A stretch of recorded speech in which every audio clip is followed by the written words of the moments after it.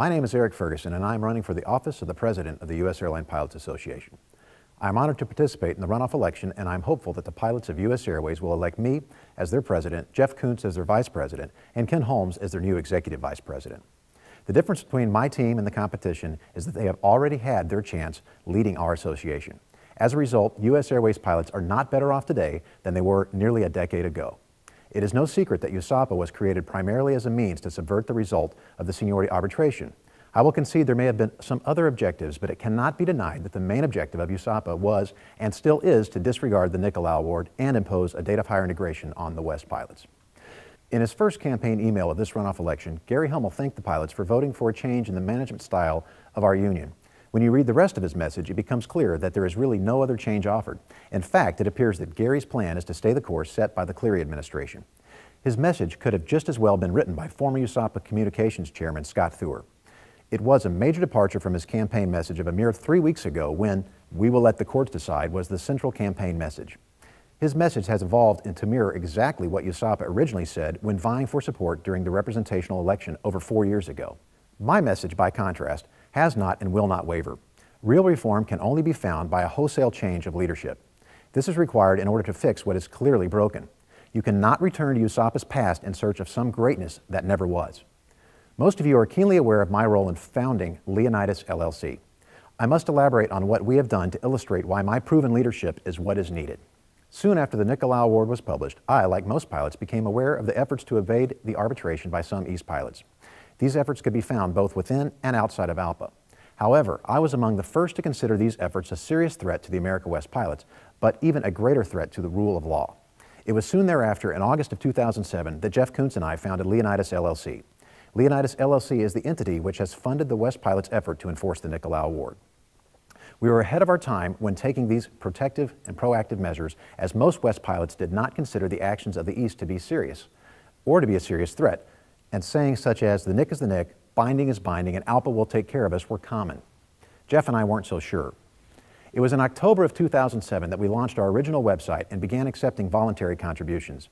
But before we had accepted our first contribution, I spent $25,000 of my own money to place a high-quality law firm on retainer. This required leadership, faith, and fortitude. Not long afterwards, I was appointed to the America West Merger Committee in January of 2008. My first and only face-to-face meeting as part of the Merger Committee was my attendance at Wye River.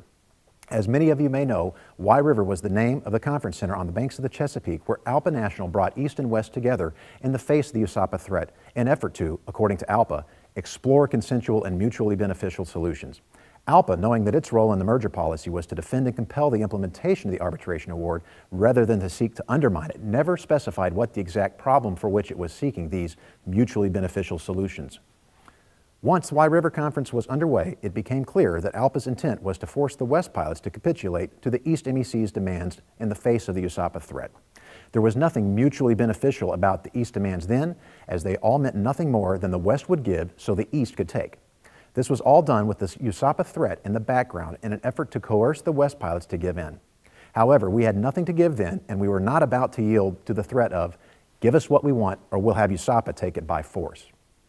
The West contingent at Wye River contemplated these threats, considered the alternatives, and debated the merits of legal research provided to it both by its own merger counsel as well as by Leonidas LLC.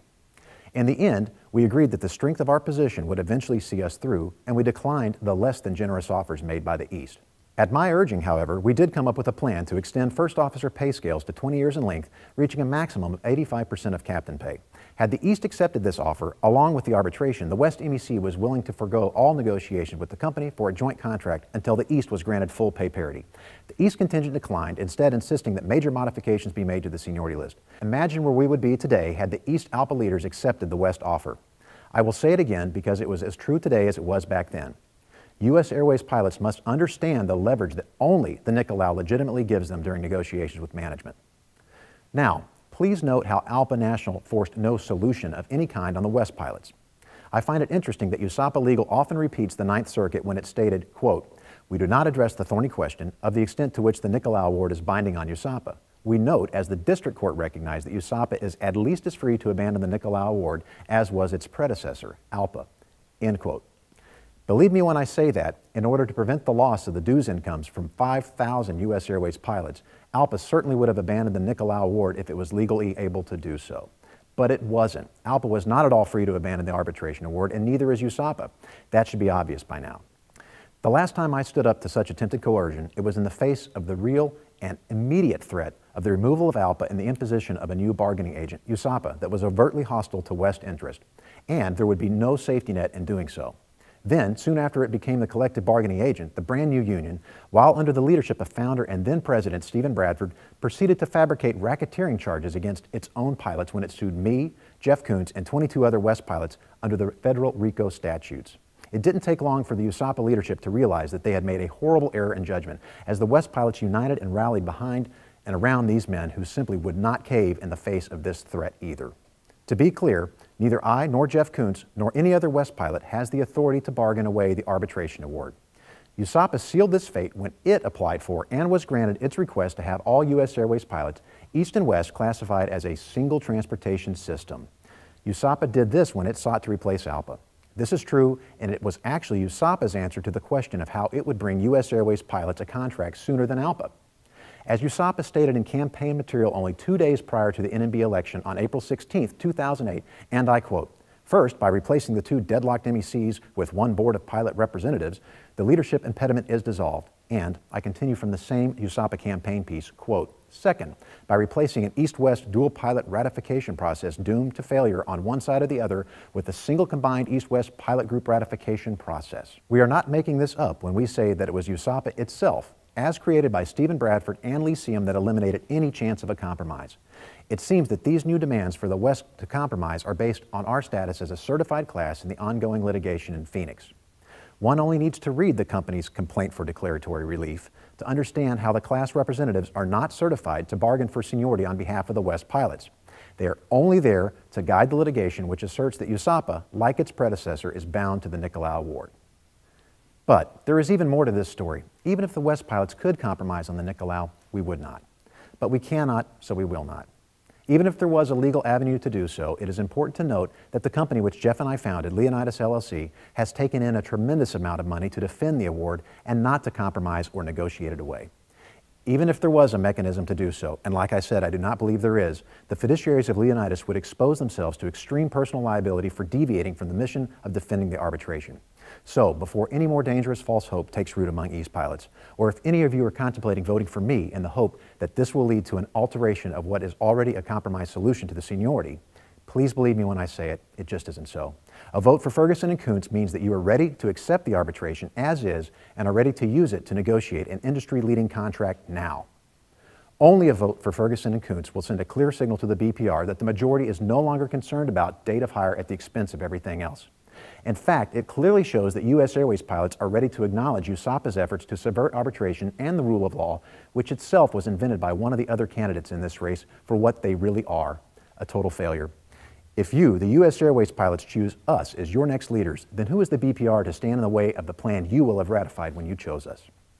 When we do enter into negotiations with the company and bring you an industry-leading tentative agreement, we will let you know what the company's offer is.